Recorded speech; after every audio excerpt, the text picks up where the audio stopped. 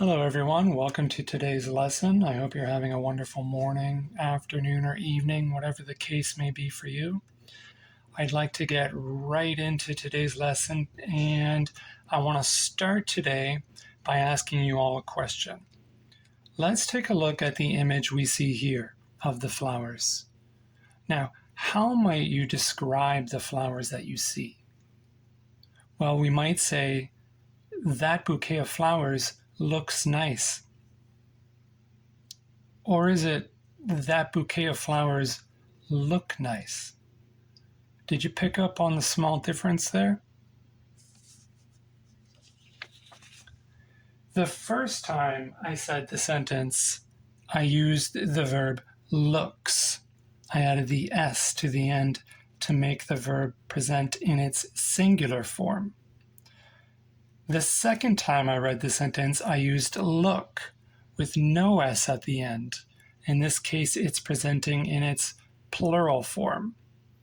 So what's happening here? Why do we have one case where the verb is singular and another where the verb is plural? And more importantly, which one is correct?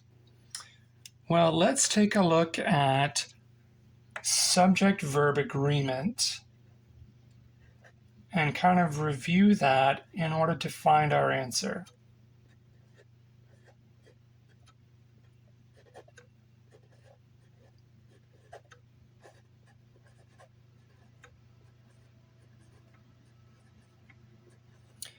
So our subject agreement rule states that if we have a singular subject,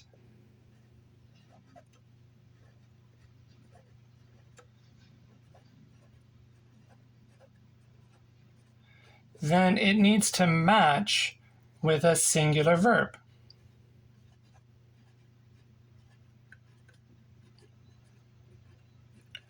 But if we have a plural subject,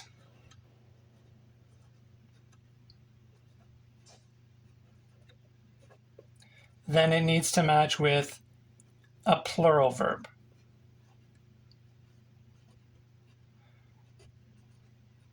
Okay, so let's go ahead and identify the complete subject of the sentences. In this case, it's both the same. So my complete subject is going to be that bouquet of flowers, and it's the same for both. And already maybe you can see that we're running into a bit of a problem. And the problem is that here we have two nouns in our subject. We have bouquet being our first noun, and we have flowers being our second noun. And it's the same for both. And we've got one noun that is singular, and we have one noun that is plural. Okay, and that's the same for both. So what's happening? So in my first sentence, when I used looks in its singular form, according to my subject-verb agreement rules, looks is matching or agreeing with the singular noun bouquet. All right, this is a singular verb. It's matching with the singular noun bouquet. In my second sentence, where look is in the plural form, it's now matching with the plural noun flowers, and it's treating flowers as the subject. There are many flowers that we see in the image, but only a single bouquet. So the question is, should the verb agree with bouquet and be singular?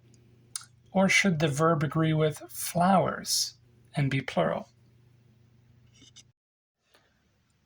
Let's take a look at another example. Let's take a look at this image here. It looks like a very wet and rainy day. On a day like that, you might comment to someone and say, 10 millimeters of rain has fallen since yesterday? Or is it 10 millimeters of rain have fallen since yesterday? Again, we have a decision to make. Should the verb, in this case to have, be in its singular form, as in has, or in its plural form, as in have?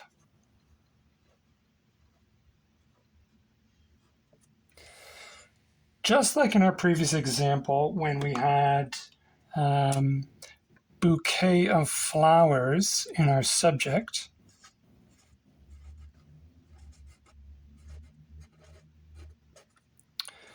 we run into the same problem here. Our complete subject in this sentence is 10 millimeters of rain. And once again, we have two nouns in our subject.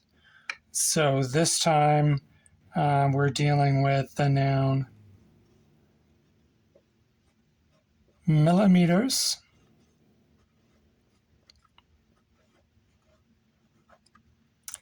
and rain. Okay, and just like before, okay, so I've got millimeters is one noun in my complete subject, and I have rain as the second noun in the complete subject. And just like before, I've got one noun that is singular, in this case, rain. Okay, and that's the same for both. And one noun that's plural, and that's millimeters.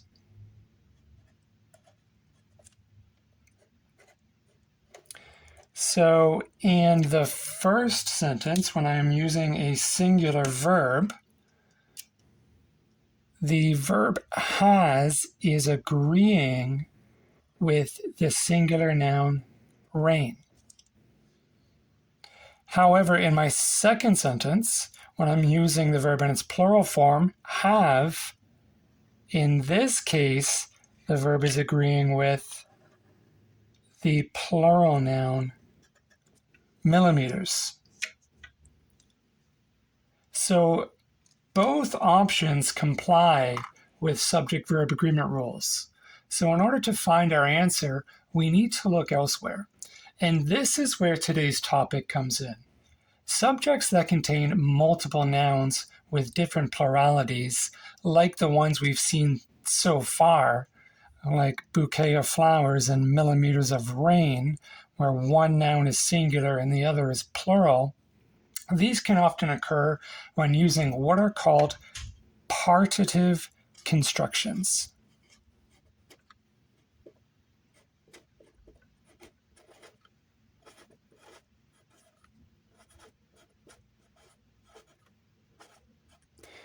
And we've seen two examples of partitive construction so far.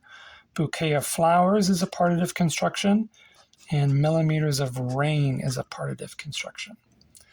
And as you can see, knowing how to use these types of constructions properly can be a bit confusing.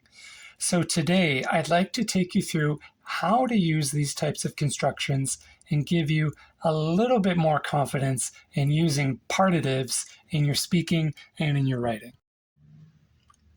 So what does a partitive construction even look like? Well, in its simplest form, it looks like this. We have a noun, followed by the word of, followed by another noun. So the construction consists of two nouns and the word of. One noun before the word of and one after the word of. Now, of course, the nouns are going to change depending on what we want to refer to, but that word of always has to be there. Now, the first noun, this noun here, is what's referred to as the partitive noun.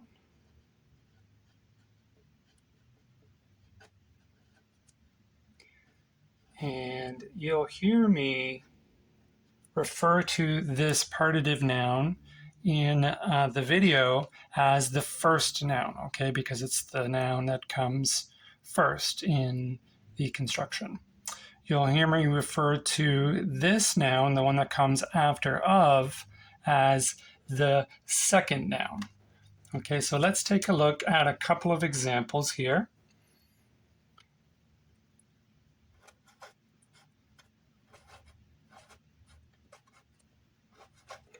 So first one, our first partitive construction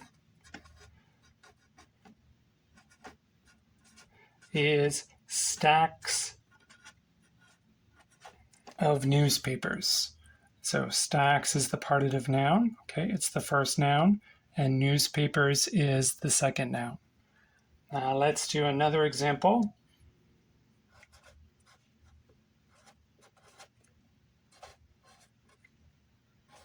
Slice of cake.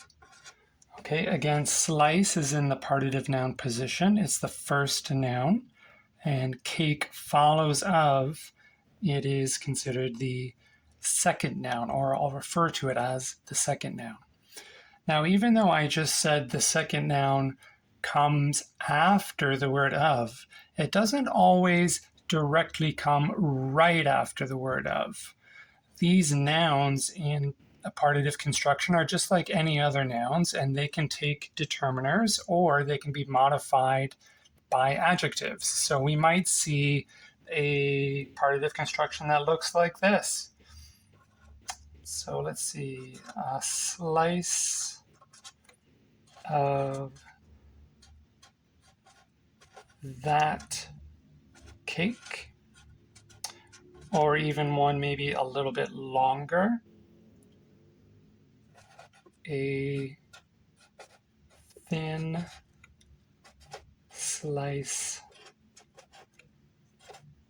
of that delicious cake. Now, all four examples, okay, are partitive constructions. They've all got the word of. Okay, we've got our first noun here. In this case, it's stacks. In our other examples, it's slice. And we've got our second noun, newspapers in that example. And in these other examples, the second noun is cake. And we'll notice that in these last two examples, the second noun does not come directly after the word of. In this case, we have the determiner that, that's introducing the word cake. And in this case, we've got our determiner as well as the adjective modifying the noun.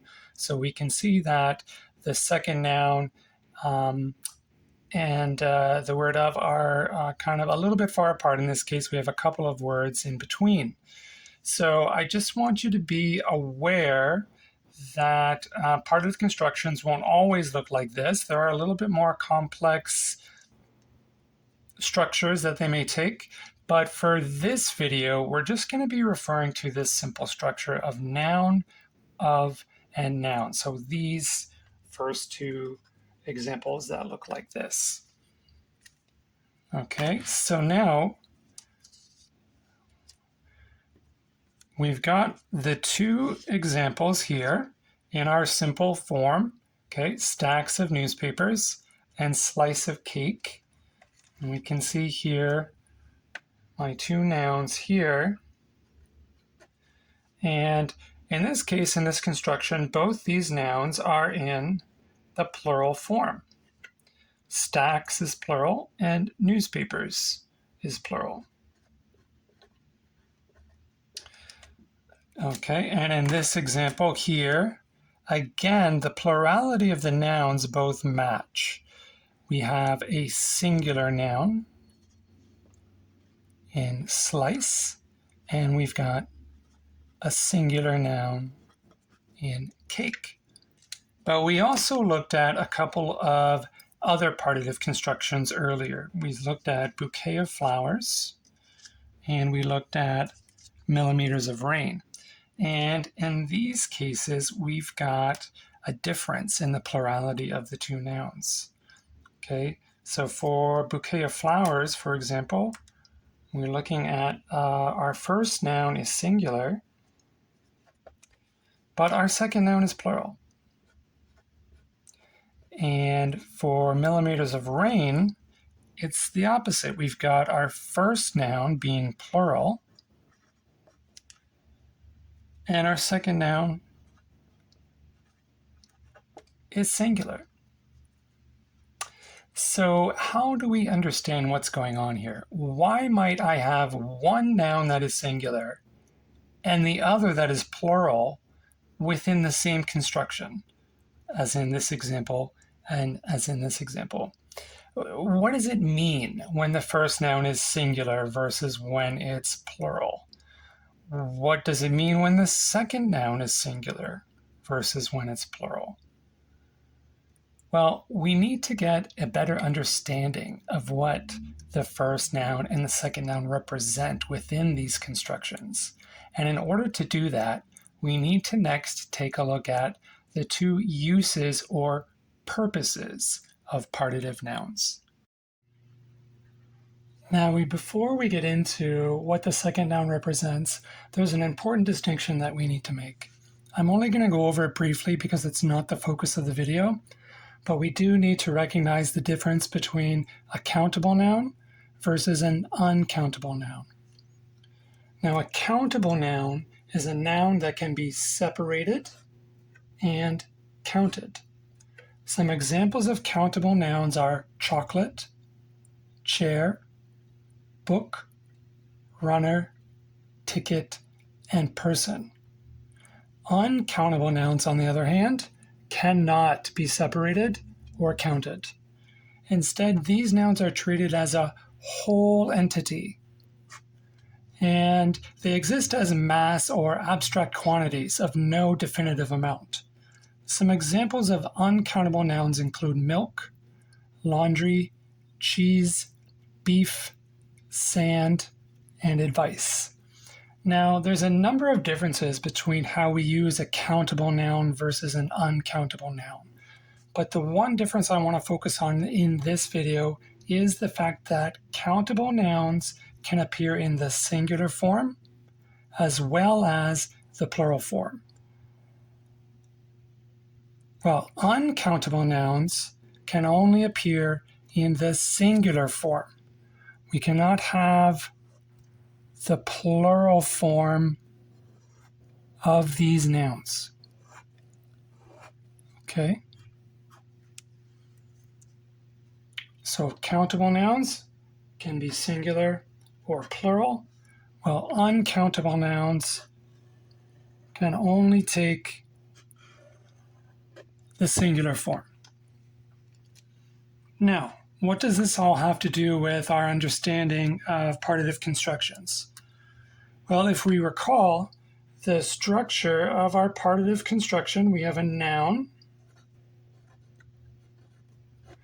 followed by the word of, and then another noun. Now, this second noun can either be a countable noun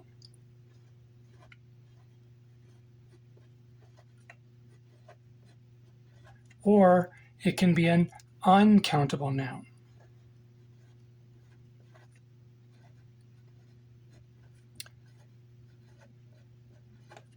And the next thing we're going to do is take a look at the impact on the meaning and the form of the partitive construction when the second noun is a countable noun versus when the second noun is an uncountable noun. So we're going to start with countable nouns, and let's take a look at the impact on the meaning and the form of the partitive construction when the second noun is countable.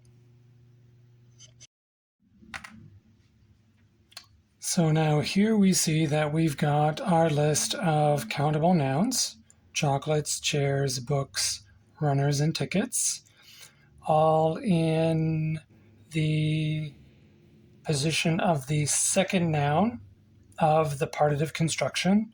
And I'll reveal the rest of the constructions in a moment. Okay, so we have our countable nouns here.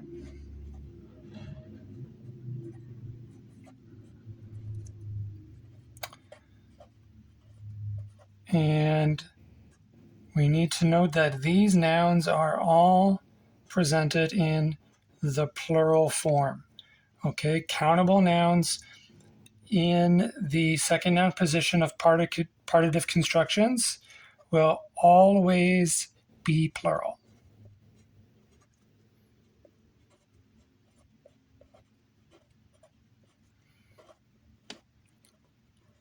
Okay, now these nouns on their own have no defined quantity.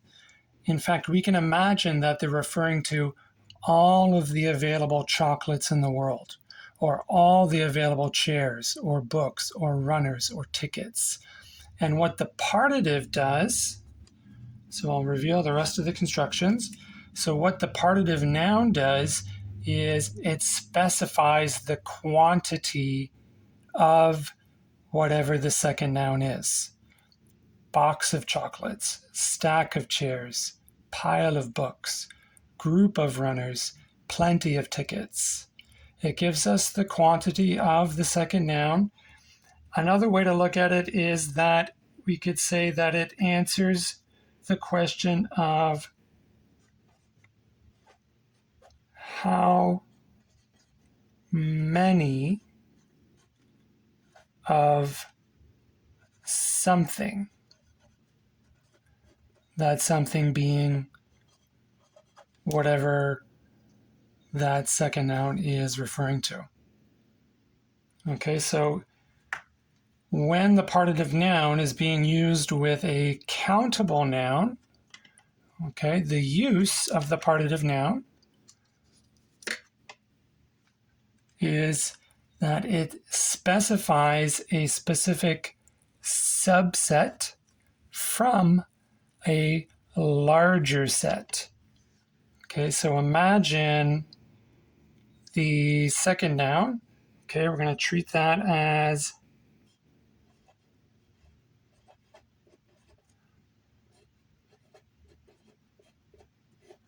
the large set of all available quantities of these nouns. And the partitive noun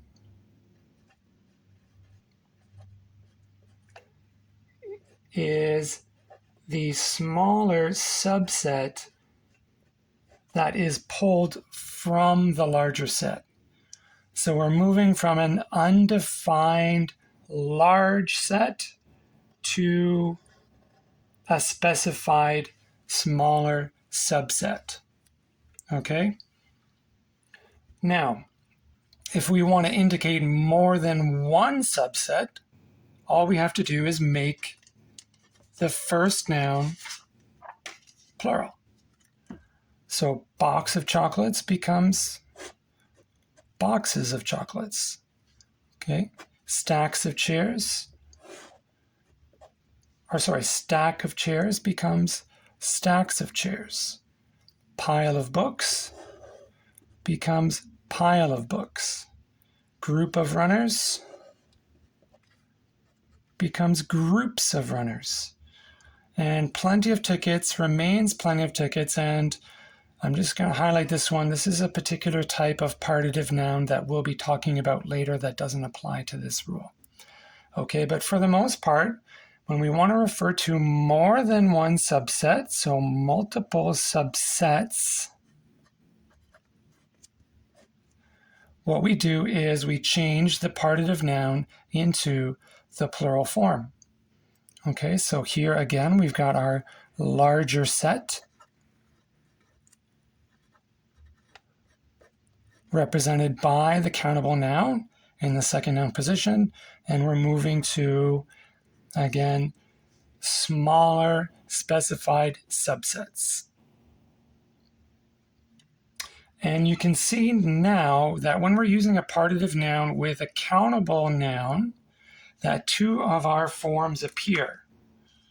So we get forms that have a singular noun followed by a plural noun when we're referring to one subset or a single subset. And we get a plural first noun followed by a plural second noun when we're referring to multiple or more than one subsets. Okay, now I've got a list of uncountable nouns in the position of the second noun in the partitive construction. And already we can see that it changes the form of the partitive construction.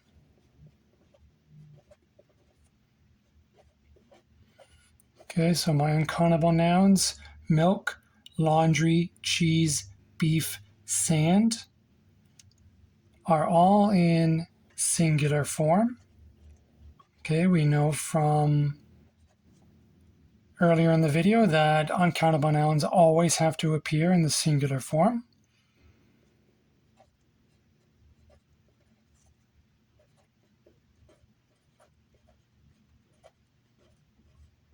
So already we see how the form of the partitive construction changes.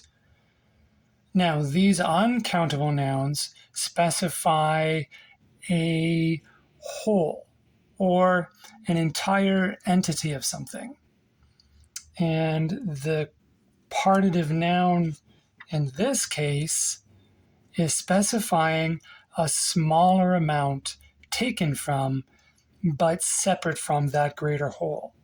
So a bottle of milk, a heap of laundry, a slice of cheese, a pound of beef, a grain of sand.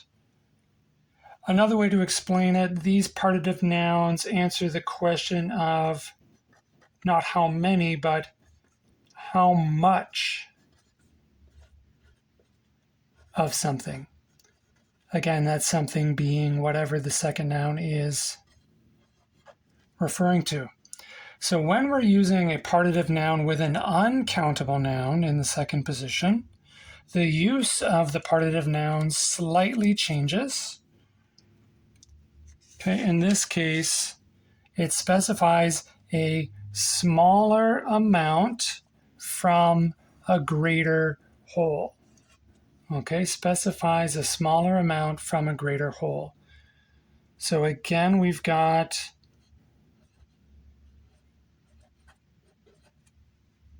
going to move from large to small again.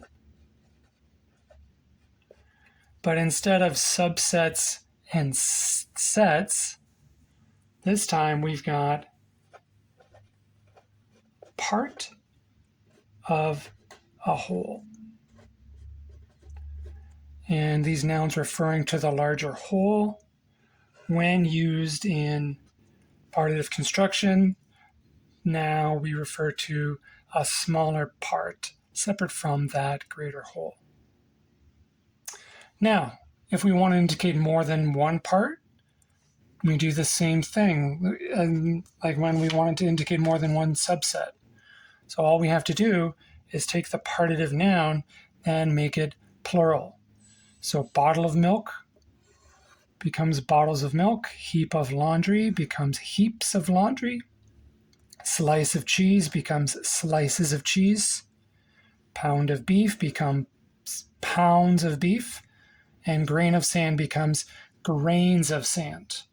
Okay, now we have multiple parts that we're referring to. Here we're just referring to a single part of that same greater whole.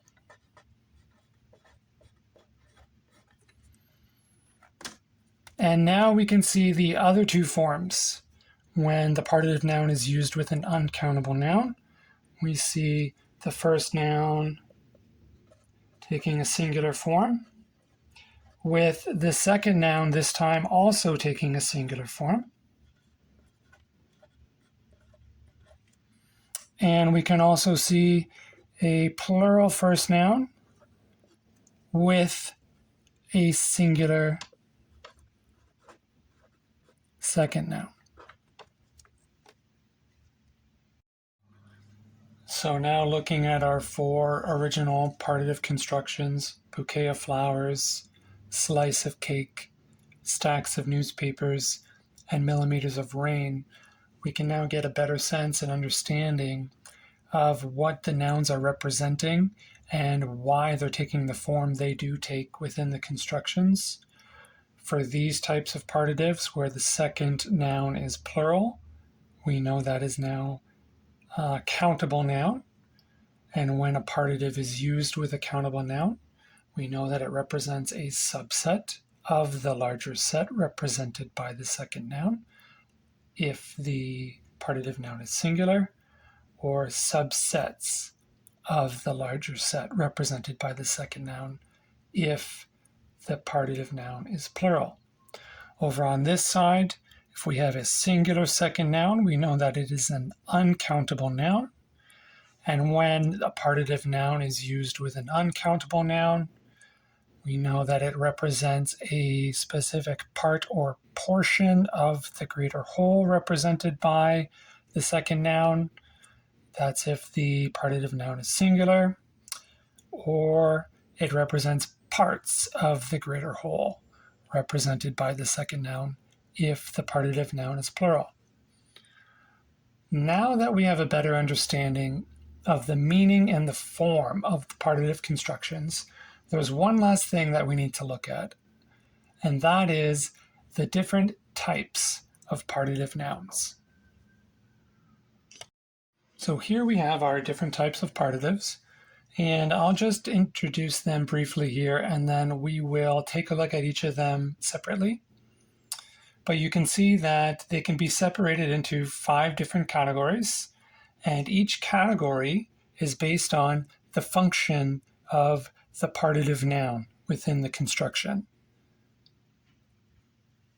So our first category, we have container noun constructions, such as a box of chocolates. Box is considered a container noun. Next, we have part noun constructions, for example, a piece of cake. Piece is considered a part noun partitive. Next, we have quantifier noun constructions, such as a number of people, and number is considered a quantifier noun partitive. Fourth, we have collection noun constructions, such as a herd of elephants. Herd is considered a collection noun partitive. And finally, we have measure noun constructions, such as an inch of snow. An inch is considered, or an example of, a measure noun partitive. Now, being aware of these different types of categories are important because each of them have their own separate rules for how to make the verb agree with the partitive construction. So we're going to start by looking at container noun constructions and part noun constructions. We're going to take a look at some examples of each. We're going to learn how to differentiate them or tell the difference between the two of them. And finally, we're going to learn how to use them and how to get the verb to agree with container noun partitive constructions and part noun partitive constructions. So let's take a closer look. So here we have a list of container noun partitives, okay, included within full container noun constructions. We have can of beans, box of chocolates, bag of chips, tin of sardines, jar of pickles, sleeve of cookies, pots of soup, packets of sugar, barrels of oil, sacks of rice, tubes of toothpaste, and bottles of water. Now, these types of partitives get their name due to the fact that the first noun, the partitive noun, okay, represents an object that can hold or contain a quantity or amount of whatever the second noun represents. For example, the box contains the chocolates. The pots contain the soup. The jar contains the pickles, or the bottles contain the water, etc. So the second noun in these types of constructions is inside and held by the first noun. Now I know that I just said the first noun represents an object, and we have can, box, bag, tin, jar, sleeve, pots, packets, barrels, sacks, tubes, bottles. These are indeed all objects. However, as a partitive construction, the container noun partitive does not actually refer to the object itself. Remember that when paired with a countable noun, and we have countable nouns here, beans, chocolates, chips, sardines, pickles, and cookies. Okay, the partitive noun refers to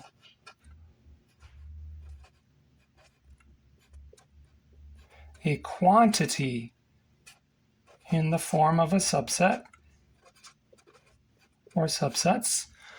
And when it's paired with a countable noun, like we have here, a list here, soup, sugar, uncountable noun, uncountable, soup, sugar, oil, rice, toothpaste, and water, then we know that it refers to an amount of a greater whole in the form of a part or a portion. So then, if the partitive noun refers to a quantity or amount, how does it do that when we have a physical object as the first noun? Well,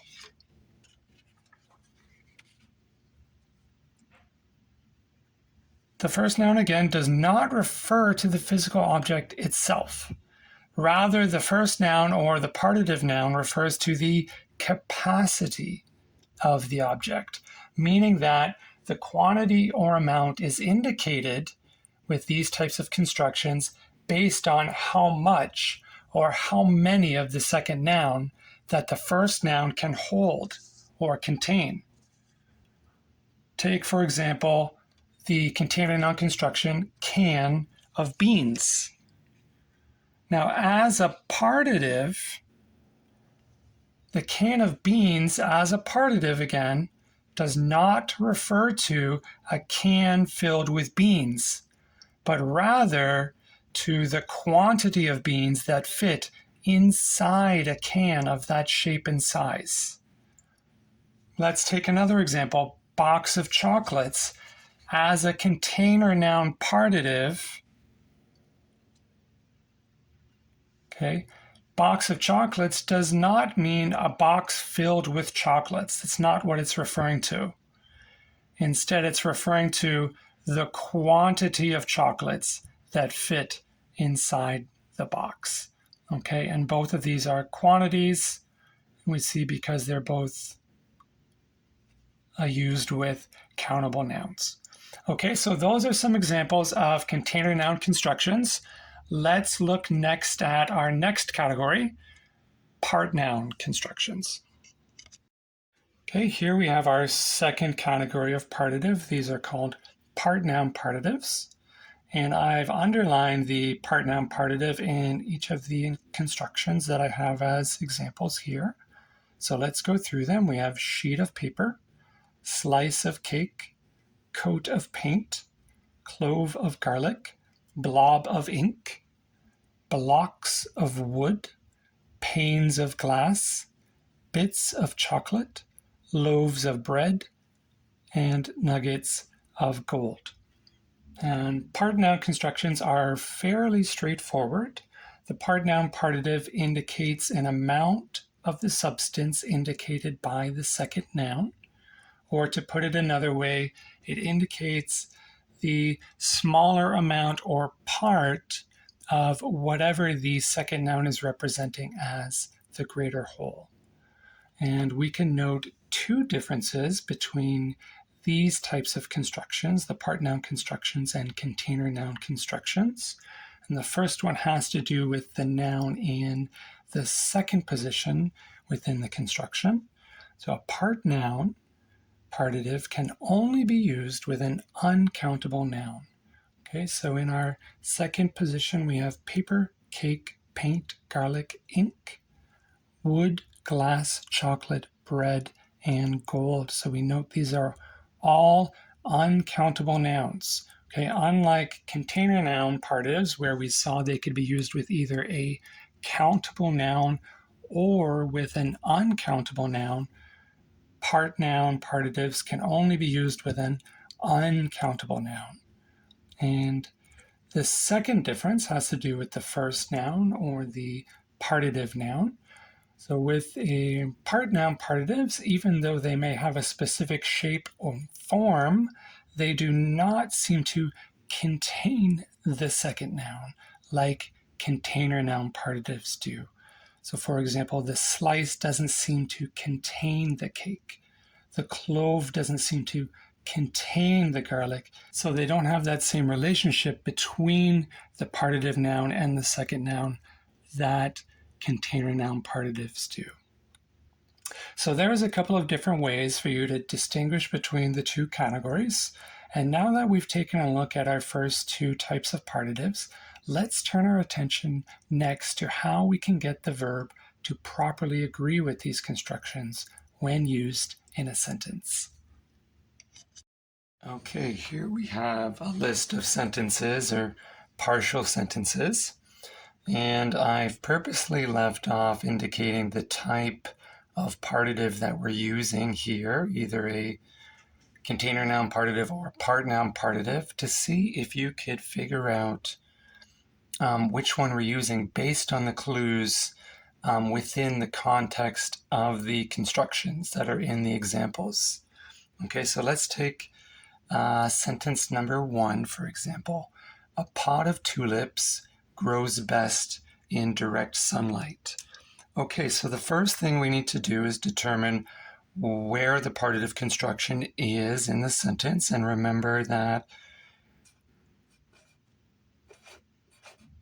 we need to locate a noun followed by the word of and then another noun.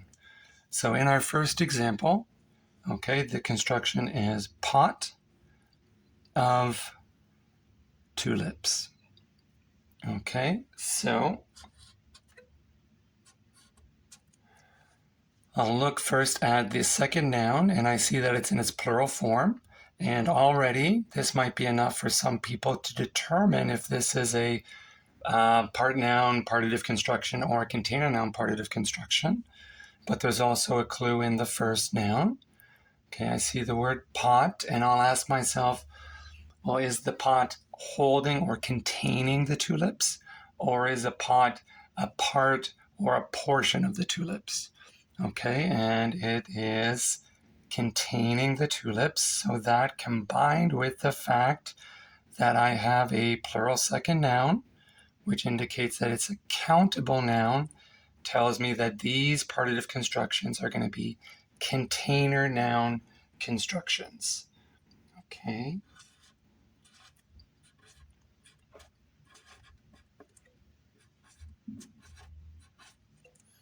Okay, so we've identified the partitive in the first example. Now the next step is let's take a look at the verb in the sentence. Okay, so with my construction, we see I've got a singular first noun and a plural second noun. Okay, and I've got the verb grows. So is grows in singular form or plural form? Okay, so we've got the S at the end, so I know it's in its singular form. So in the sentence, the verb is agreeing with the first noun. Okay, so the verb is singular, pot is singular. Now, is the verb always in singular form when we're using container noun constructions? What about examples when we have a plural first noun? So let's take a look at our second sentence. Her boxes of jewelry are too valuable to keep in an unlocked cabinet. Okay, so I identify my partitive construction for this example. And this time I've got the plural first noun followed by a singular second noun. And I see my verb here is are. Okay, so now I see the verb is in its plural form. Okay, and again, it's following or agreeing with the first noun, the partitive noun. Okay, and I want to point out also, because this might be confusing for some people, okay, in our sentences, the context of the sentence is about the second noun, right? It's the tulips that grow best in the direct sunlight. The tulips grow, not the pot. It's the jewelry that is too valuable, okay, not the boxes. So the context of the sentence refers to the second noun, but the verb nevertheless will agree with the first noun. Okay, so now let's take a look at some other examples. For our next three sentences, we've got a choice to make between a singular and plural noun. So for number 3, our tubes of toothpaste was used up quickly, or our tubes of toothpaste were used up quickly. Okay, and if you've identified the partitive construction and identified the first noun in the construction, then perhaps you've already know the answer. Okay, tubes of toothpaste is our partitive construction. Tubes is plural. So our verb also needs to be plural. Okay, it's going to agree with the first noun. Okay, number 4, the carton of eggs was carefully inspected for cracks, or the carton of eggs were carefully inspected for cracks. Okay, and here our partitive construction is carton of eggs. This time, my partitive noun, or first noun, is singular. So I'm going to be using the singular form of the verb. The carton of eggs was carefully inspected for cracks. Okay, we've got one more example like this. Number 5, pots of soup is boiling on the stove, or pots of soup are boiling on the stove. And with my partitive construction here, pots of soup, I see the first noun is plural, so I need to go with the plural verb. Pots of soup are boiling on the stove. Now for the remaining two, I've just provided the partitive construction to see if you can complete the sentence with accurate subject-verb agreement. So either pause the video, take a moment, see if you can finish the sentence beginning with the boxes of chocolates.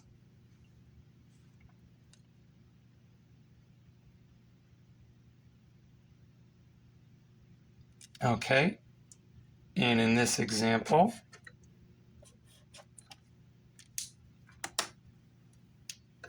we note actually that both of our nouns are plural. Okay, so we know that the verb needs to be plural. Okay, and for my sentence, I'm going to use the verb are. Okay, the boxes of chocolates are, let's say, melting in the sun. And again, note that the context of the sentence is about the second noun, right? The chocolates are melting, not the boxes. But the verb, again, is still going to agree with the first noun. Okay, and one more, number 7, the cartons of milk. Okay, so take a moment, see if you can complete this sentence. And this time we've got 2 nouns with different pluralities, a singular noun and a plural noun.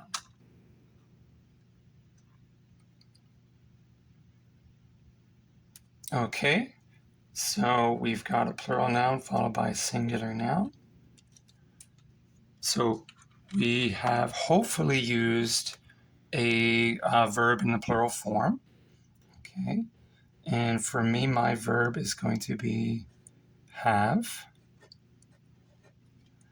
And let's see, the cartons of milk have gone bad. And there is the plural verb, again agreeing with the first noun. Okay, so when we are using container noun constructions, the rule of agreement is that the verb always agrees with the first noun. Now let's switch over and take a look at sentences containing part-noun constructions. Okay, and the first thing we want to note before we get started, earlier on in the video we looked at the 4 possible combinations that the nouns can take in a partitive construction. We can have a singular first noun with a singular second noun, plural first noun, singular second noun, singular first noun, plural second noun, or a plural first noun and plural second noun. Now, because part-noun constructions can only be combined with uncountable nouns, that means that they cannot take a singular noun, plural noun form, nor a plural noun form. So part-noun constructions will only appear as singular noun and singular noun, or plural noun, singular noun, but that last noun has to be in the singular form. Okay, so we're going to see, as we look at our examples, only these 2 forms being used, and that's why. Okay, so part-noun constructions. Now, the great thing about part-noun constructions is that the verb-noun agreement works the exact same way with part-noun constructions as it does with container-noun constructions. Okay, and we know now that container-noun constructions, the verb always agrees with the first noun. Well, the same applies with part-noun constructions. Let's take a look at our first 2 sentences. We'll start with sentence number 1. Slices of cake were given to guests at the birthday party. Okay, and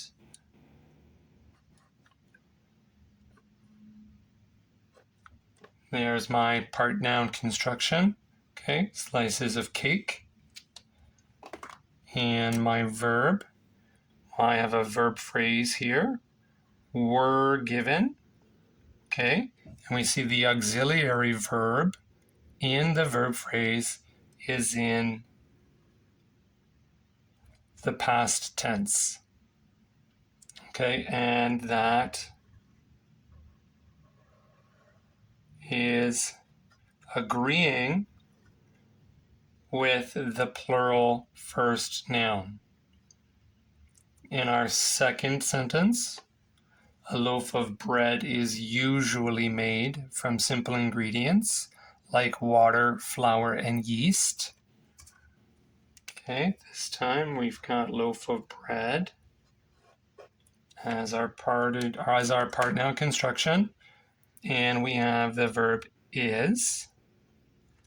Okay, and this time our verb is singular to can agree with the first noun, which is also singular.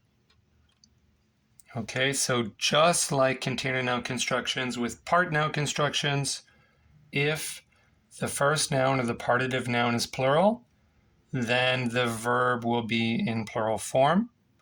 If the first noun or partitive noun is singular, then the verb will be in singular form, okay, to agree. Okay, so now we've got a few more examples that we can practice with, and we have to determine again whether we are to use a singular or plural noun. I'm sorry, singular or plural verb. Singular or plural verb in these examples. Okay, and I don't want you to just passively watch the video. If you can, I'd like you to challenge yourself and take a moment to really think about it and see if you can determine which verb form we should be using. What do I need to identify in the sentence to figure out if the verb should be singular or if it should be plural? So for number 3, okay, the sentence is logs of wood was used to make a small bridge over the pond, or logs of wood were used to make a small bridge over the pond. Should the verb be singular, was, or plural, were? Okay, so here we're going to be using the plural form of the verb, were. And why are we using the plural form? Okay, we're using the plural form because the first noun and the part-noun construction is also in the plural form. Okay, and here we've got a plural noun with a singular noun, but we're not going to focus on that second noun when we're figuring out the verb-noun agreement. Okay, number 4, specks of dust has settled on everything in the attic, or specks of dust have settled on everything in the attic.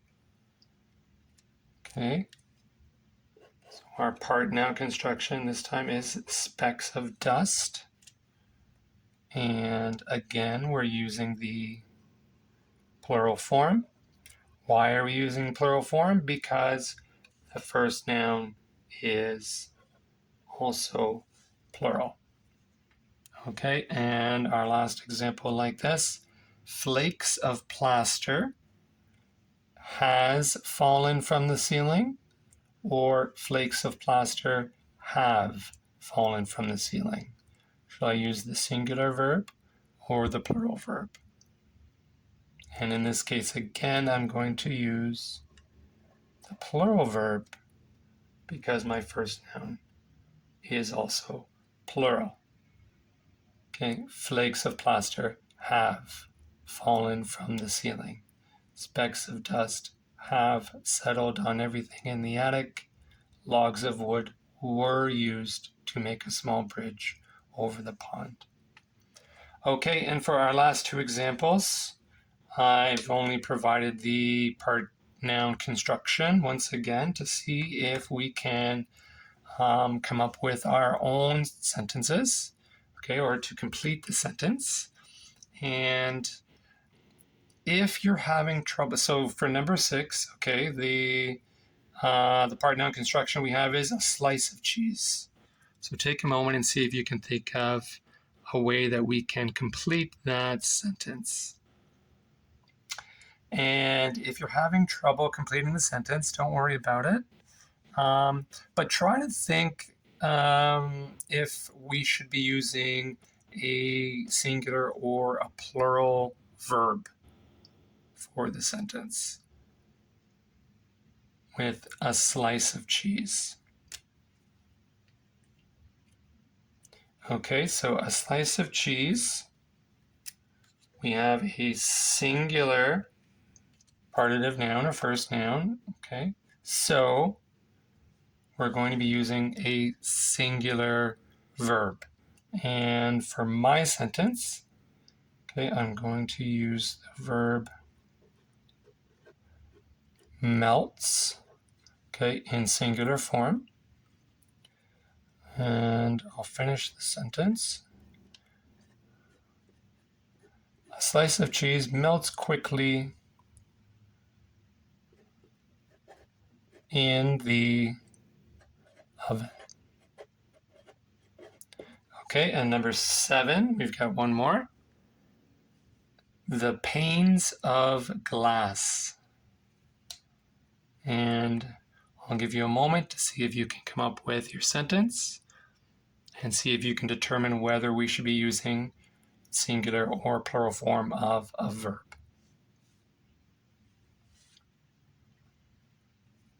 Okay, we see here that panes is in plural form. So we need to use a verb in the plural form, and my sentence is going to be using were.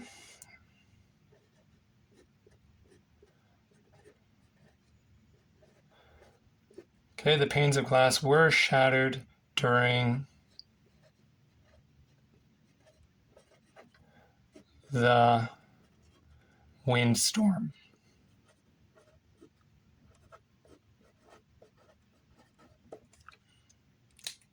Okay, so now I've got my plural verb agreeing with the first noun. And the previous example, melts, singular. Okay, again, agreeing. So again, the agreement rule for part-noun constructions is that the verb always agrees with the first noun, just like it is with container noun constructions. If the first noun is plural, the verb will be in plural form. And if the first noun is singular, the verb will be in singular form. Okay, so that's it for today's video. So in the next video, we'll finish looking at the types of partitive constructions and the 3 that we didn't get a chance to look at today, the quantifier noun partitives, collection noun partitives, and measure noun partitives. But in the meantime, we've gone over everything you need to know about the first 2 types of partitive constructions, including their rules for verbal agreement. Okay, remember for both, the verb always agrees with the partitive noun for both part-noun and container-noun constructions. Okay, so hopefully after watching this video, you feel a little bit more comfortable using container-noun and part-noun partitives in your communication. Thank you very much for watching the video. If you have any questions or comments, please leave them in the comment section below. Otherwise, I'll see you in the next video.